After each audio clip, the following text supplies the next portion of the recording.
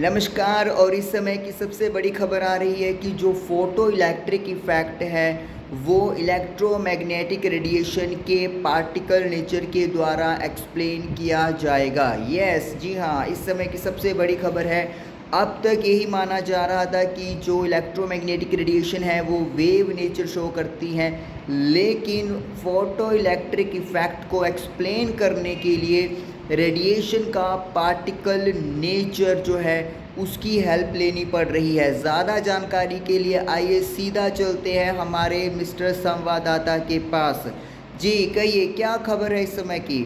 देखिए, सबसे बड़ी खबर इस समय यही आ रही है कि जो फोटो इलेक्ट्रिक इफ़ेक्ट है उसको सक्सेसफुली एक्सप्लेन किया जा रहा है। अगर ये मान के चले कि electromagnetic radiation particle nature show करती हैं, और जो पहले वेव नेचर की थ्योरी थी वो यहाँ पर बिल्कुल पूरी तरीके से फेल हो चुकी है फोटो इलेक्ट्रिक इफ़ेक्ट को एक्सप्लेन करने के लिए।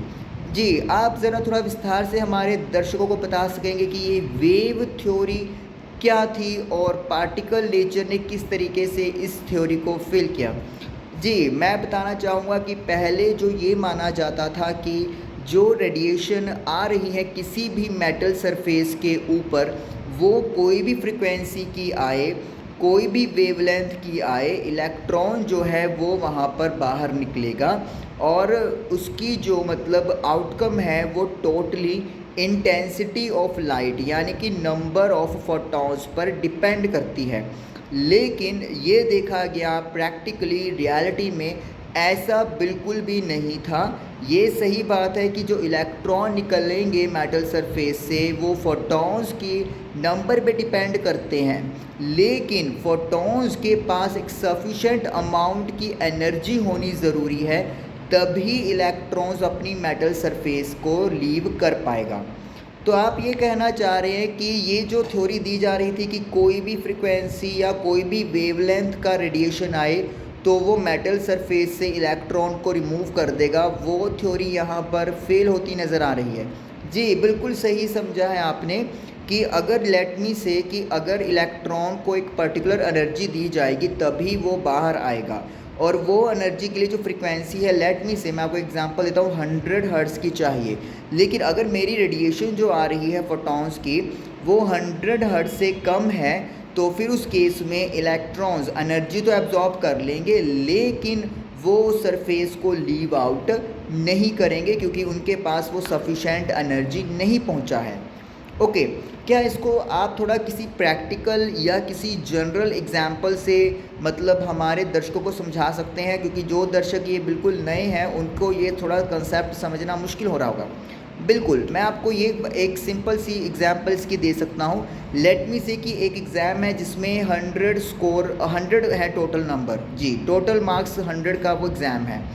अगर आपने वहाँ पर उसको पास करना है ताकि आप पासिंग लिस्ट में आ सकें, तो मिनिमम 33 मार्क्स की आपकी रिक्वायरमेंट है। जी 100 नंबर का पेपर है और आपको 33 मार्क्स चाहिए। जी बिल्कुल। लेकिन अगर आपके नंबर लेट मी से 25 आए, 28 आए, इवन 30 भी आ गए, आपको फेल कैटेगरी में रखा जाएगा।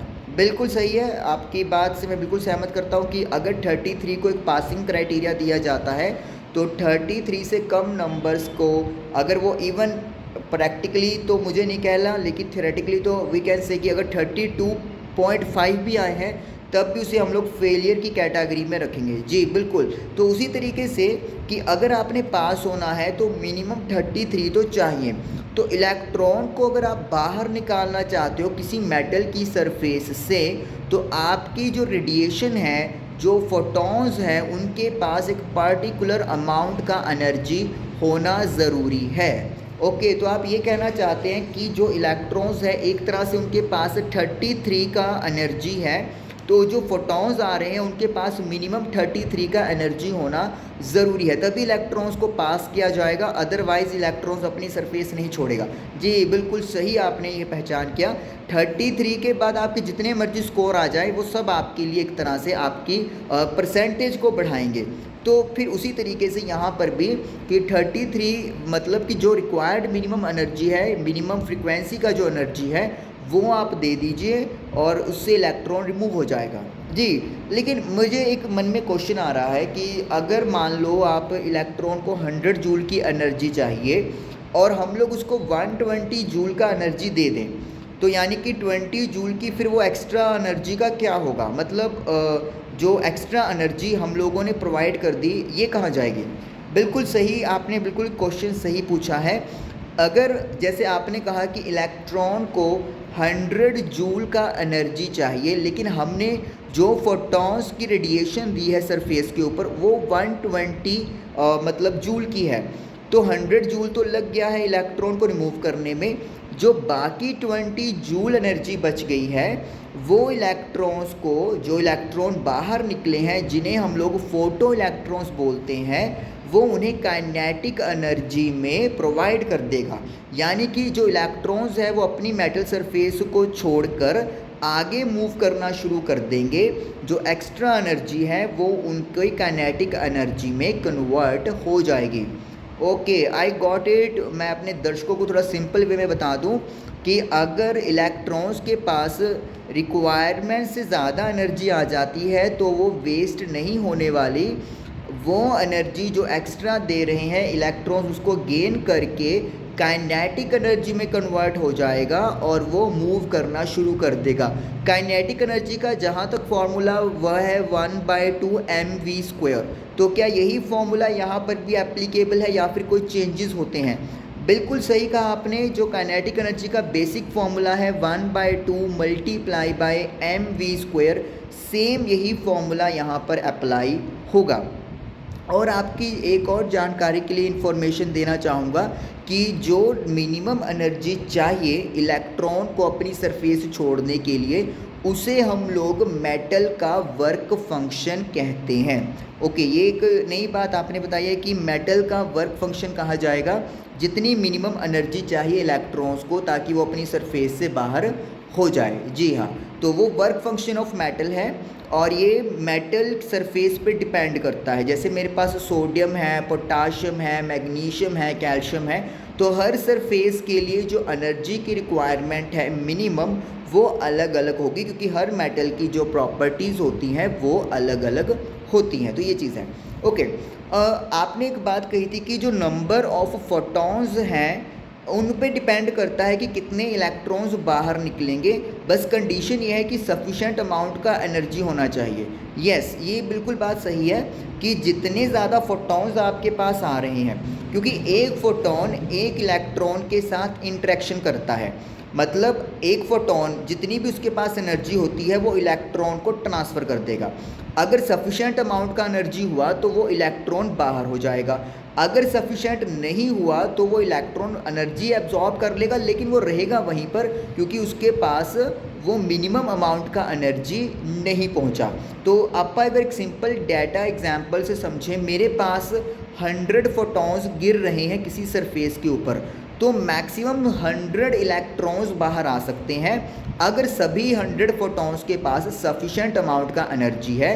अदरवाइज़ प्रैक्टिकल लेवल पे अगर बात करें तो 100 से कम इलेक्ट्रॉन ही बाहर होंगे, क्योंकि सफिशेंट अमाउंट का एनर्जी सभी फोटॉन्स के पास हो ऐसा ज़रूरी नहीं है। तो क्या मैं ये भी मान के चल सकता हूँ कि फोटॉन्स के पास जो है, मतलब अगर 100 फोटॉन्स है तो कभी भी 101 इलेक्ट्रॉन बाहर नहीं निकलेगा?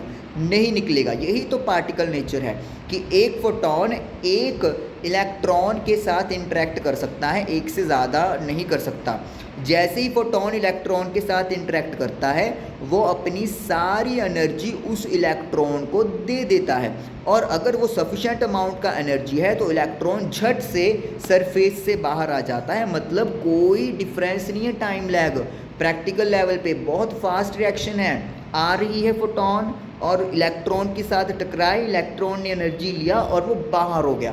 ऐसा नहीं कि आ रही है एनर्जी, आ रही है, लो अब्जॉर्ब कर लिया अब चलते हैं, ऐसा कुछ भी नहीं है। इंस्टेंटली है ये प्रोसेस, कोई टाइम लैग नहीं है कि फोटॉन्स आ रहा है, इंटरेक्शन कर रहा है, टाइम लेगा, फिर इलेक्ट्रॉन एब्जॉर्ब करेगा, फिर 2 मिनट सोचेगा और फिर वो करेगा चलो चल पड़ते हैं। ऐसा कुछ भी नहीं है। इंस्टेंटली फोटॉन्स आया, अब्जॉर्ब हुआ एनर्जी इलेक्ट्रॉन के द्वारा और इलेक्ट्रॉन अपनी सरफेस छोड़ के चला गया। ओके, और जो आप बोल रहे हो कि मिनिमम एनर्जी चाहिए, वर्क फंक्शन बोलते हैं उस मेटल सरफेस को, तो क्या जो फोटोन की एनर्जी आ रही है उसके लिए भी कोई टर्म यूज़ की जाती है कि मिनिमम इतनी एनर्जी चाहिए या लाइक दैट? बिल्कुल, फोटॉन्स की जो एनर्जी होती है वो होती है E=H multiply by new. H होता है प्लैंक्स कांस्टेंट और न्यू होता है फ्रीक्वेंसी ऑफ द फोटोन, जो फोटोन आ रहा है। तो जो मिनिमम अमाउंट की एनर्जी रिक्वायर्ड है, तो यानी कि एनर्जी सीधा फ्रीक्वेंसी पे डिपेंड कर गया। तो जो मिनिमम एनर्जी के लिए मिनिमम फ्रीक्वेंसी होनी चाहिए उसे थ्रेश होल्ड फ्रीक्वेंसी बोलते हैं। यानी कि थ्रेश होल्ड फ्रीक्वेंसी वो वैल्यू है मिनिमम फ्रीक्वेंसी की वैल्यू किसी पर्टिकुलर मेटल सरफेस के लिए जो फोटोन के पास होनी चाहिए ताकि वो एनर्जी इलेक्ट्रॉन के पास जाए और इलेक्ट्रॉन बाहर हो जाए। ओके, तो मतलब वी कैन से कि थ्रेश होल्ड फ्रीक्वेंसी एक तरह से 33 मार्क्स का एक यू कैन से एक बाउंड्री है। यस, वेरी गुड, बिल्कुल सही कहा आपने कि जो थ्रेश होल्ड फ्रीक्वेंसी है वो एक मिनिमम अमाउंट की फ्रीक्वेंसी है। और एक और बात यहाँ पे क्लियर करना चाहूँगा, हम लोगों ने थ्रेश होल्ड फ्रीक्वेंसी को मिनिमम फ्रीक्वेंसी बोला, जो फ्रीक्वेंसी होती है वो वेव लेंथ का इन्वर्सली प्रोपोर्शनल होती है। तो यानी कि अगर हमें मिनिमम फ्रीक्वेंसी की बात कर रहे हैं तो वेव लेंथ जो होगी वो मैक्सिमम होगी, मतलब दोनों इन्वर्सली है। इस बात को मैं अपने दर्शकों तक इस वे में समझाना चाहूँगा कि अगर फ्रीक्वेंसी मिनिमम होनी चाहिए और मिनिमम से ज़्यादा भी हो सकती है, तो जो वेवलेंथ है वो मैक्सिमम होनी चाहिए और मैक्सिमम से कम हो सकती है। राइट? यस, बिल्कुल सही कहा आपने, क्योंकि फ्रीक्वेंसी एंड वेवलेंथ दोनों इन्वर्सली बिहेव करते हैं। फ्रीक्वेंसी अगर बढ़ रही है तो मतलब वेवलेंथ कम हो रही है, और वी कैन से अगर फ्रीक्वेंसी कम हो रही है तो मतलब वेवलेंथ बढ़ रही है। तो दोनों इन्वर्सली प्रोपोर्शनल होने की वजह से अगर एक वैल्यू में मिनिमम है तो दूसरा मैक्सिमम होएगा। ये कहानी है। ओके, तो आपका बहुत शुक्रिया फोटो इलेक्ट्रिक इफ़ेक्ट के बारे में इतनी महत्वपूर्ण जानकारी देने के लिए। उम्मीद है हमारे दर्शकों को ये बहुत बड़ी जो खबर है वो क्लियर हुई होगी। देश और दुनिया की बाकी खबरों के लिए देखते रहिए बाकी सारे चैनल। धन्यवाद।